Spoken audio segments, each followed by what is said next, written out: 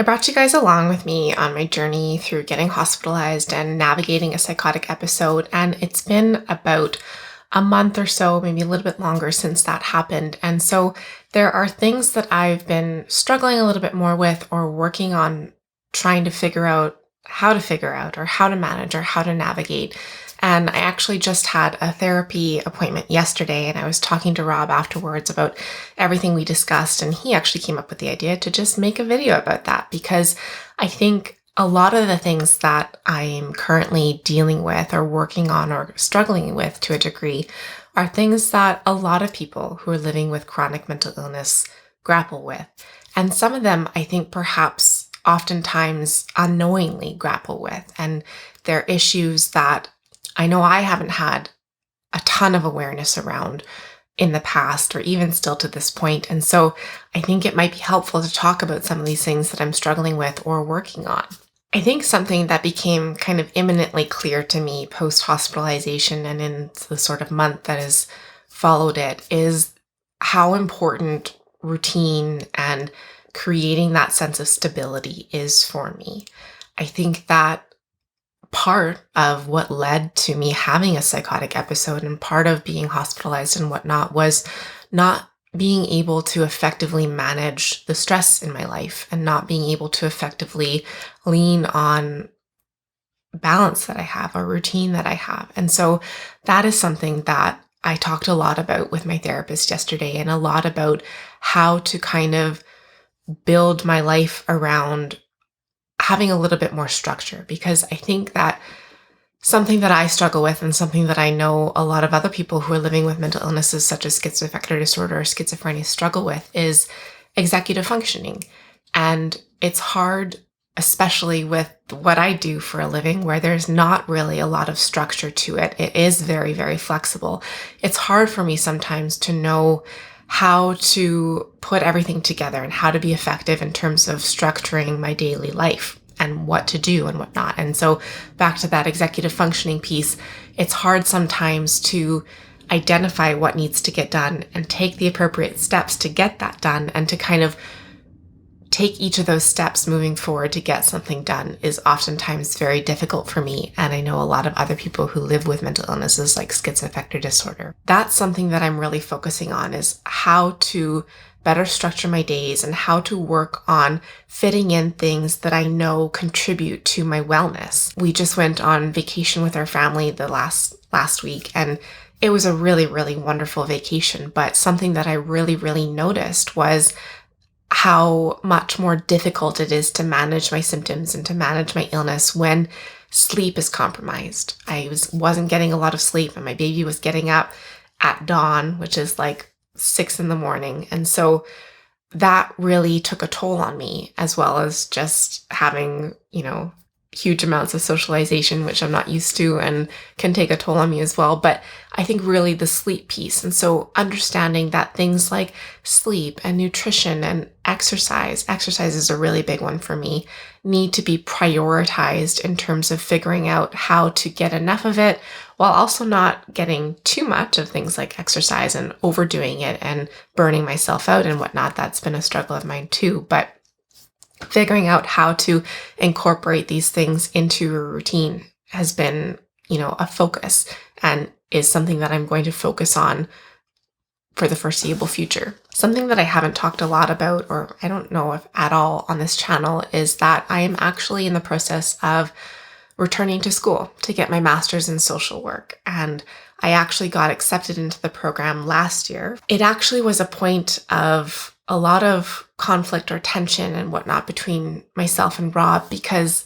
we have felt a degree of instability in our lives, and largely stemming from me and my illness, which has been hard to navigate. And we just didn't really feel like I was in the right space to go back to school, to add another stressor on and to kind of sink further down than we could really manage. And so I decided to defer a year to start this fall in 2023. But a lot of the same issues are still present. And so that is something that I really talked a lot about in therapy yesterday, is how to figuring out how to prepare for that and how to fit that into our lives. And so a lot again around building routine and building structure that will accommodate for all of the various things that I want to do in my life. And, I've talked about capacity before and how I have a difficult time understanding what my true capacity is because I have this idea in my head of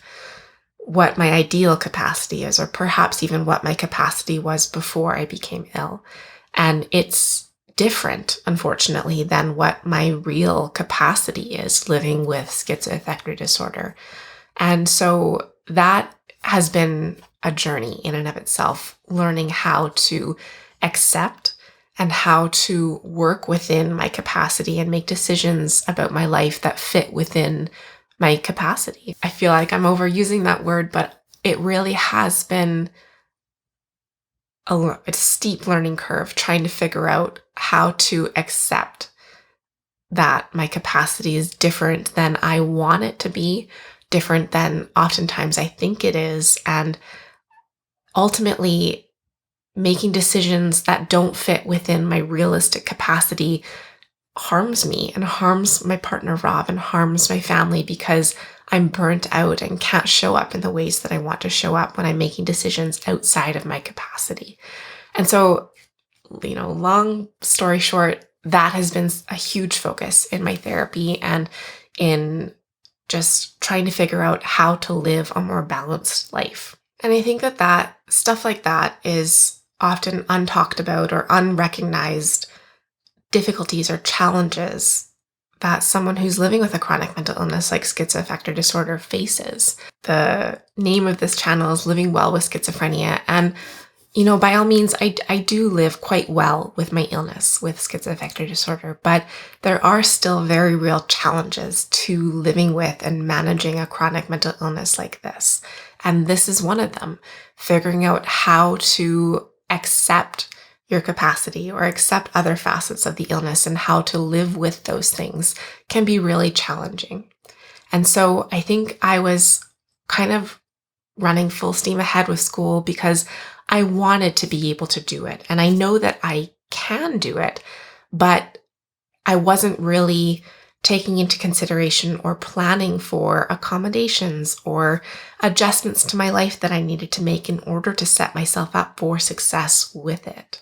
I think another thing that people who are living with a chronic mental illness often struggle with is codependency. This is oftentimes with a partner, but it could be with someone else, like a family member or another loved one. But I think that it's something that I've fallen into with Rob, and I've fallen into it in past relationships as well, because, I was kind of exploring this again in therapy yesterday a little bit more, and Rob and I have been talking about it more about, why it's happened. And I think that the reality is that Rob and I do kind of everything together. We live together, we're married, we work together, we parent together, we do kind of all of our life tasks together. And so it kind of makes sense that a degree of codependency has formulated between us. But also things like the pandemic happening where you kind of clung to whoever you were able to be around and created a bit of that codependency dynamic. But I think it goes even further with us, or with me perhaps, where, again, going back to this idea of having difficulties with executive functioning and difficulties with understanding how to take steps to do something on my own. And so it's become a lot easier to do life tasks with Rob, like going to get groceries or cleaning the house or whatever it may be. Doing it with him and having him there to kind of guide me through those steps has been really helpful. But it's kind of gotten to a point where it perhaps is no longer as helpful as it once was, where we are not spending our time most effectively, where, one person could go and do groceries or one person could tidy the house while someone does another task or whatever it may be. And so that's something that I think I'm going to be working on as well in the coming months or however long it's going to take, is working on how to implement strategies in my life that facilitates me being able to take those steps on my own.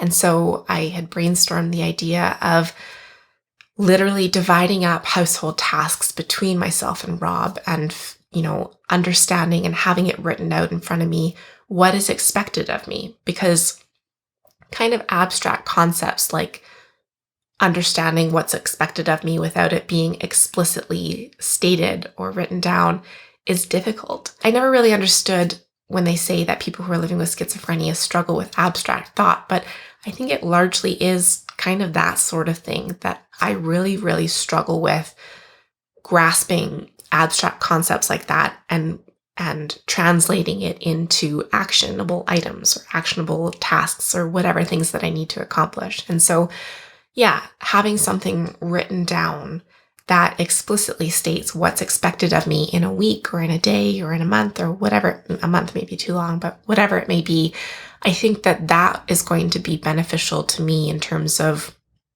being able to refer back to something when I'm feeling lost or adrift or unable to identify and act on what I need to do. Just working on building in strategies like that, I think, is going to be helpful in terms of reducing codependency and also what I talked about before about creating more structure and routine in my life that I think is missing and I think would ultimately improve my wellness too. I think also the pandemic really took a toll on my relationships with friends in particular. I didn't see them for years, and it's been difficult to get back into a routine of connecting in the way that I want to connect with them and doing things like extracurriculars. I used to be really involved in running groups in my city, and I had a lot of really fulfilling and great connections and interactions from that I'm now realizing I want to explore again. Kind of just all of these pieces I'm realizing I want to work toward and figure out how to balance in my life to ultimately all contribute to the goal of improving my overall wellness and improving or expanding my ability to manage my illness. So that's kind of what my yesterday's therapy session entailed. I think a lot of people probably assume that if you're living with schizoaffective disorder, you go to therapy to talk about, managing your illness, symptoms of your illness, hallucinations, delusions, paranoia. I think that's probably what people think I talk to my therapist about, but I think it's more of these nuanced intricacies of how my illness affects my life, or just broader aspects of life that everyone experiences too. I think it's important to think about your life from this kind of holistic standpoint of, okay, what can I be doing to improve my wellness or to improve my capacity to manage my illness? And so what I'm working on in the coming foreseeable future is things like, again, routine, things like creating balance in my life between exercise, nutrition, sleep, working on creating structure within work, working on balancing tasks between myself and Rob, household tasks, parenting tasks, whatever it may be, and creating more ease, I guess, in my life is ultimately the goal here, and is something that I have been struggling a little bit with and something that I really want to work on. I think, again, what happened a month or so ago with the hospitalization and the psychotic episode and whatnot was kind of a wake-up call or a moment of realization that, okay, things aren't really working the way they are now. And I want to make changes in my life that will better equip me to deal with my illness and to live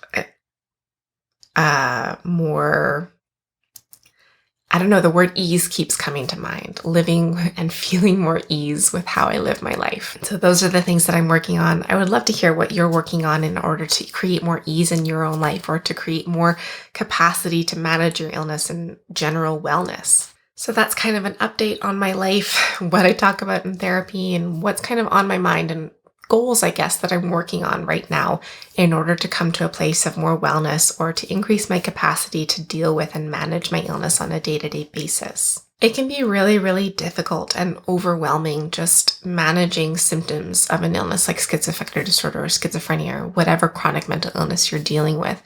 And so it can be really hard to devote time and energy and attention to these other facets of life that could potentially improve your capacity or improve your overall wellness. But I think it's really, really important to look at this kind of holistic way of treating and dealing with your illness, because ultimately, all of these things that I've been talking about are going to improve my wellness and my ability to deal with the realities of my illness and to live as fulfilling a life as possible and as well as I possibly can. So anyway, thank you for listening. I hope it was helpful to hear about some of the things that I'm struggling with or working on, I guess, in my wellness journey at the moment, and things that, I'm shifting my perspective on a little bit. I think I never really understood the importance of making these changes for myself and to create ease within my own life, but I'm coming to understand that I really want to make these changes and I want to work on improving the flow of my life and the balance and increasing my capacity to manage my illness. So thanks again for watching, and as always, wishing you and your loved ones good health. See you in the next video. Bye.